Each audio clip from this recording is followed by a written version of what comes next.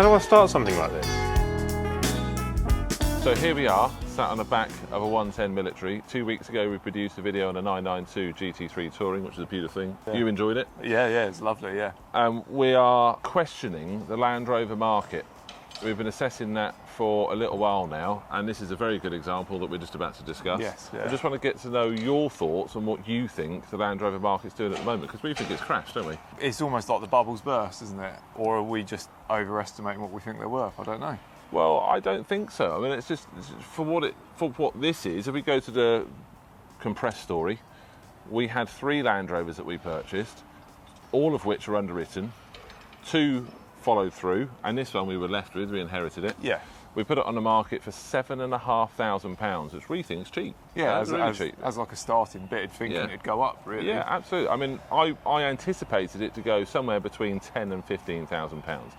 For what it's worth, it's a nice, original, honest example. Honest example. Not mint, but it's mechanically all up together and sound, isn't it? Exactly that, and ready for someone to put their final touches to it, or whatever they want to do, paintwork, interior, engine work, etc. Yeah. So, leading on from that, we're thinking, your idea. Yeah, shop truck. What do you think? Give us your thoughts. 110 military, shop truck, yes or no? Then we're going on to engine conversions. What were we thinking of putting in, Robbie? Probably like a little baby LS, I'd have thought. In the form of? Like a 4.8 litre LS, or maybe just a lower horsepower, 6.2 LS3. It's your design, our creation, so we build what the customer wants. There's no right or wrong. No. I'd be interested to hear what you think, whether you think it's beneficial to go down the 4.8 or go to the 6.2 and just tone it down a bit. There is method to our madness. Yeah. Yeah. It's somewhere along the lines of why we want to do this. I don't think I've seen anyone out there with a 4.8, have you? No, and it's just a a neat little package without beating up the drivetrain in a standard Defender. So that's where we're at with it. We're going to go through the workshop and have a look what we've got going in there at the moment. It's not going to be a glitz and glamour day today because it is a full workshop, and we're going to give you an insight of lots going on. Yeah, lots going on, that's for sure. I think that's an understatement, and you're just about to find out what we've got going on in there right now. So yeah, as you can see, we've got quite a lot in here at the moment. A big variety of jobs on, ranging from a few sort of styling upgrades to this one's having power upgrades, full rebuilds, including a LS3 conversion that I'm doing. So let's go have a look at that. And here it is then. So this truck started off life as a 2.4 TDCi. It already had an automatic conversion, but we've pulled all that out, and now we're putting this 550 horsepower LS3 into it, using our own custom designed mounts with a ZF 8-speed gearbox. Currently, I'm trying to figure out coolant lines and all the other ancillaries to actually make the engine now work. So that's enough about me. Let's check out what the rest of the team are up to.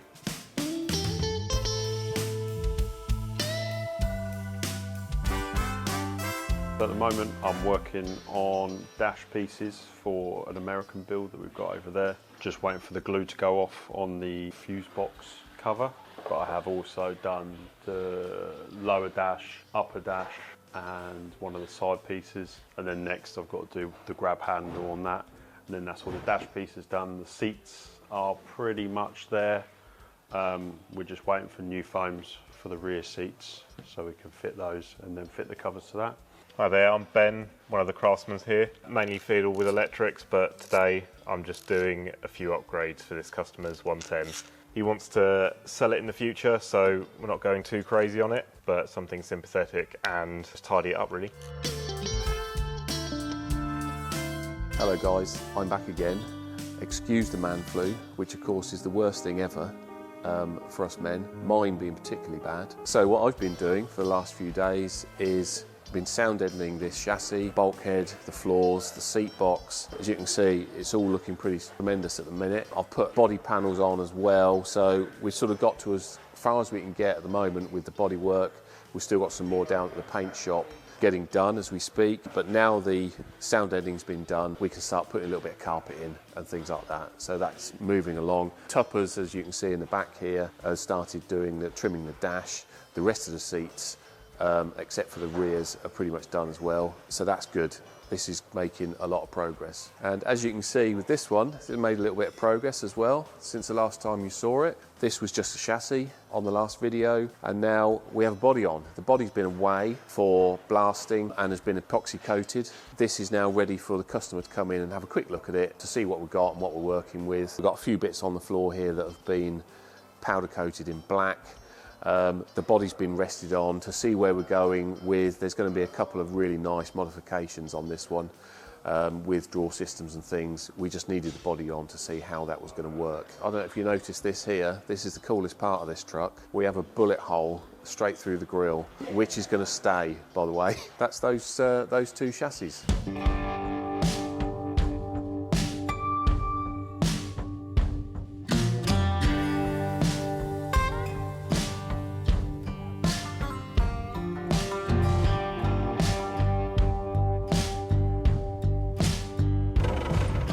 The old smoky weapon, Smoky Joe. Smoky Joe. Strapped in, kids. Kids are strapped in. They got the best seat in the house. Yeah. Steady as she goes. Yeah. Clunkly. Oh, hold on. Before we get on the main road, safety first, for goodness sake. There we go. First. As much as we're in the Land Rover, there's a stark contrast, as we said, Robbie, between this and the 992. Yeah, a little bit of difference. Similar colour. Similar colour. NATO, there's some sort of comparisons. Yeah, pretty similar. Yeah. Steering is about similar. Yeah. Very responsive. Slick gear shifts. But as much as we may joke, every time you get in it, it does put a smile on your face, doesn't it? Utility vehicles. Yeah. And it's practical. Bit of dogs, bit of bike, but parts. Yeah. Whatever you want, really. So this is a fundamental reason why these are the best cars on the fleet, Robbie, and this is why we want it as a shop car. Yeah, loaded right up with panels. Loaded right up with panels.